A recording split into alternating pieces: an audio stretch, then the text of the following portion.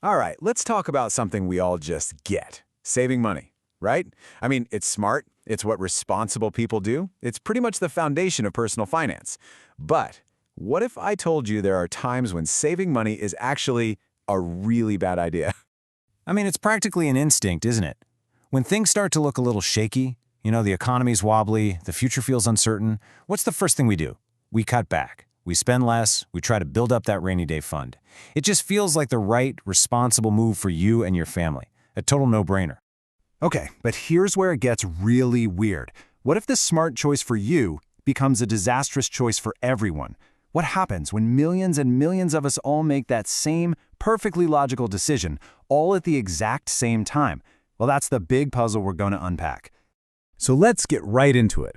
This is a famous economic idea that basically takes everything we think we know about the virtue of saving and flips it completely upside down, especially when things are going south.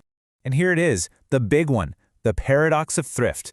Basically, the theory goes like this. If everyone tries to save more money during a recession, it doesn't strengthen the economy. No, it actually does the opposite.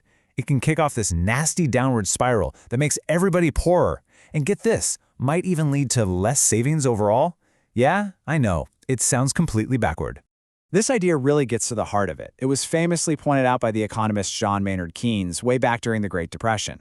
He's the one who really saw that what's rational for one person can be a total disaster when everyone does it. It's a classic logic trap called the fallacy of composition.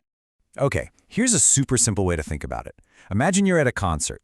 To get a better view, you decide to stand on your chair. Smart, right? You can see everything. But then the person next to you gets the same idea. Then the person in front of you. Pretty soon, everyone is standing on their chairs. And what happens? Nobody's view is any better than before, and now you're all just wobbling around. That, right there, is the paradox of thrift. So how does this actually work? How does one person's prudent choice to save a little more money multiply into this huge problem for the entire economy? Let's break down that chain reaction. All right, first we got to talk about one key idea, aggregate demand. It's a fancy term, but all it really means is the total spending on everything in an economy. And a massive piece of that pie is C for consumption. That's just us, you, me, everybody, buying stuff. So when we all decide to save more instead of spend, that C is the first domino to fall. And that one domino sets off a really nasty chain reaction. So step one, we all spend less. Step two, businesses suddenly see their sales just dry up. So what do? Step three, they cut back on production, and unfortunately, they start laying people off. And that leads to step four, now household incomes are falling all over the place. Which, of course, means people have even less money to spend, and the cycle just keeps feeding on itself. And here's the real kicker. Because the entire economy is shrinking, the total pool of money to be saved can actually get smaller. It's wild. Now look, this isn't just some dusty old theory from a textbook. Not at all. We have seen this exact paradox play out in real life, and the results, well, they can be pretty harsh. History is full of these lessons. Take the Great Depression in the 1930s. People were justifiably terrified, and they started hoarding cash, stuffing it under mattresses. That sucked demand right out of the economy and made a terrible situation catastrophic. Or look at Japan in the 90s, their lost decades. They had some of the highest savings rates in the world, but that created this persistent gap where no one was spending enough, leading to years of stagnation. And, we saw it again in 2008 during the Great Recession. As families all tried to do the right thing, pay down debt and save, that collective belt tightening actually deepened the downturn. Okay, so what are we supposed to take away from this? Is saving just bad? No, absolutely not. The paradox of thrift isn't saying don't save your money. Not at all. It's a huge lesson in something much more subtle, timing and context. It's all about when you're saving.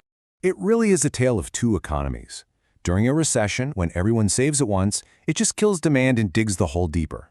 But in a healthy, growing economy, that same saving is the fuel for the engine.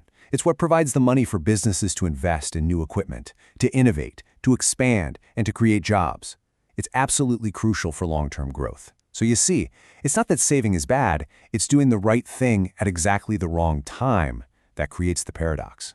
So, if we find ourselves in the spiral, what's the solution? Well, governments and central banks have a few tools in their kit. You've got fiscal policy, which is basically the government stepping in to spend money itself on roads, on projects, to inject some of that missing demand back into the system. Then you've got monetary policy. That's the central bank's job, and they can do things like lower interest rates to make it less rewarding to save and cheaper to borrow and spend. And, maybe most importantly, you need confidence. Strong, clear communication from leaders can calm fears and stop people from hoarding cash. And that kind of leaves us with a really big question, doesn't it? The paradox of thrift. It's more than just economics. It's a question about how we as a society get through tough times. It really forces you to think, how do we balance the smart, rational choice for one person with what's best for all of us together? It's a puzzle that's at the very heart of how our modern world works.